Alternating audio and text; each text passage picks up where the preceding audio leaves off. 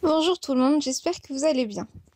Dans cette nouvelle vidéo, je vais vous parler d'un auteur et d'une de ses séries en particulier. Il s'agit un cycle. Il s'agit du cycle Nos ancêtres, composé de 3 livres différents. Donc je vais commencer par vous présenter le premier que je n'ai pas en ma possession, qui s'appelle Le Vicomte Pourfendu. Je vous mettrai une image juste là. Je vais vous dire l'auteur. Il s'agit d'Italo Calvino et c'est publié aux éditions Folio. Alors, dans le premier livre, nous pouvons suivre un vicomte qui part à la guerre au début du livre. Et malheureusement, comme dans n'importe quelle guerre, il y a des accidents et il reçoit une bombe, il me semble, en plein milieu de son corps, ce qui le sépare en deux.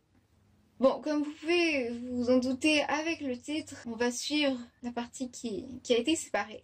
Donc c'est un roman un petit peu, pas psychologique, mais un petit peu où il y a quelque chose derrière. Il faut pas seulement lire l'histoire, il y a vraiment des choses à comprendre derrière cette histoire et c'est vraiment intéressant. Ce n'est peut-être pas adapté à n'importe qui, mais parce qu'il y a certains passages qui peuvent être compliqués à lire, mais le premier tome était assez simple à lire et à comprendre. Donc voilà, à partir de 10 ans, 12 ans, ça peut être bien. Déjà parce que l'auteur écrit très très bien.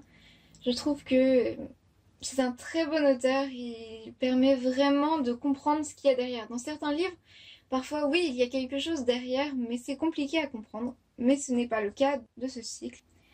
Passons maintenant au deuxième, du même auteur, donc Italo Calvino, publié aux éditions Folio. Il s'agit du Chevalier inexistant. Alors je vais vous lire la 4e de couverture. Sous les remparts de Paris, Charlemagne passe en revue les troupes de l'armée de France. S'approchant du chevalier Agilulf Edmé Batrandinette des Guilles d'Hiverne, il découvre avec surprise que sous l'armure blanche, il n'y a personne. Le chevalier est dépourvu de corps, certes, mais pas de volonté. Tout l'inverse de son écuyer Gourdoulou, dont le corps est bien réel, mais l'esprit complètement dénué de conscience. Entre ces deux pôles opposés, d'autres personnages se cherchent et s'enfuient. Rimbaud, jeune intrépide. Bradamante, fier Amazon. Torismond, douteur inquiet. Tous sont en proie au même questionnement et au même conflit. Que signifie être? Donc j'ai trouvé ce livre très intéressant et un peu bizarre aussi. Comme Le Vicomte Pourfendu, ce sont des histoires un peu bizarres parce que ce n'est pas des choses qu'on pourrait voir dans la vraie vie. Un vicomte pourfendu, donc 2 parties qui vivent très bien. Et là, dans ce livre-ci, un chevalier qui n'a qu'une armure et qui bouge, qui agit comme n'importe quel autre être humain. C'est très bizarre, mais en même temps, c'est bien, c'est bien écrit. Et puis c'est bien de voir la différence entre quelqu'un de bien réel qui n'est pas vraiment là et quelqu'un d'irréel qui a une volonté qui est là, voilà. Donc c'est ce que ce livre voulait mettre en scène et voulait nous faire comprendre. Donc dans ce cas-ci aussi, c'est un livre un petit peu psychologique, mais il y a quelque chose derrière qu'il faut comprendre et quand on l'a compris, c'est vraiment intéressant. Donc je vous le suggère fortement. Comme Le Vicomte Pourfendu, je l'ai lu 4 fois et je ne regrette pas de l'avoir lu autant. J'aimerais bien le relire une autre fois. C'est vraiment un livre qu'on ne lâche plus, on veut savoir qu'est-ce qui se passe, on veut savoir, on veut comprendre. C'est surprenant aussi quand on commence la lecture parce qu'on se dit « Ah, c'est quoi ça? Comment c'est possible ?» Mais en fait, on finit par s'y habituer et c'est très facile de comprendre. Donc c'était le deuxième. Et celui que je n'ai pas encore lu mais que je vais lire sûrement en juin ou en juillet, il s'agit du livre Le Baron Perché qui clôt le cycle de Nos ancêtres. Donc je vais vous lire la 4e de couverture. Celui-là aussi est un peu farfelu. Ils sont tous aussi farfelus les uns que les autres, mais c'est ce qui rend les histoires vraiment intéressantes. Alors lisons je vais vous lire la 4e de couverture. Si l'on veut bien regarder la Terre, il faut se tenir à la bonne distance. En 1767, à la suite d'une dispute avec ses parents au sujet d'un plat d'escargot qu'il refuse de manger, le jeune Cosimo Piovasco di Rondo grimpe aux chênes du jardin familial et n'en redescendra plus.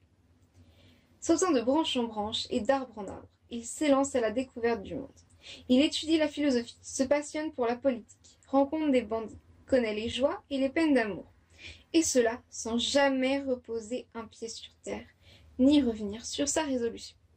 Donc, comme vous l'avez compris, on suit quelqu'un sans titre particulier, d'après ce que j'ai compris. Comme n'importe quel jeune peut faire une crise et décider de s'enfuir. Donc c'est le cas de ce livre-là. Il décide de monter dans les arbres et de continuer sa vie tranquille là-haut. Je ne peux pas vous en dire beaucoup plus, mais d'après ce que je comprends, c'est vraiment un peu basé sur le fait de regarder les choses de plus loin et de comprendre d'une autre façon. Donc c'est vraiment comme les trois autres. En fait, c'est le style de l'auteur d'écrire des romans où il y a quelque chose derrière. Mais pas pour tous ces livres, mais ça je vous en parlerai dans une autre vidéo. Mais sinon, dans ce cycle de livres, c'est vraiment... On peut lire l'histoire sans forcément comprendre ce qui se passe derrière. Mais c'est vraiment intéressant de comprendre. Et j'ai hâte de découvrir ce qui se cache derrière ce roman. Mais voilà, je vous conseille ces 3 livres. C'est vraiment une bonne lecture. C'est facile à lire. Bon... C'est facile à lire, ça dépend de notre niveau de lecture, mais quand on n'essaie pas de comprendre vraiment le message caché, je ne vois pas où est le problème dans la lecture. C'est assez bien écrit, c'est vraiment intéressant, c'était une très bonne lecture pour moi, donc si je pouvais le relire une autre fois, je le ferais. Voilà, donc c'était tout pour cette vidéo, j'espère que ça vous aura plu et bonne journée, abonnez-vous!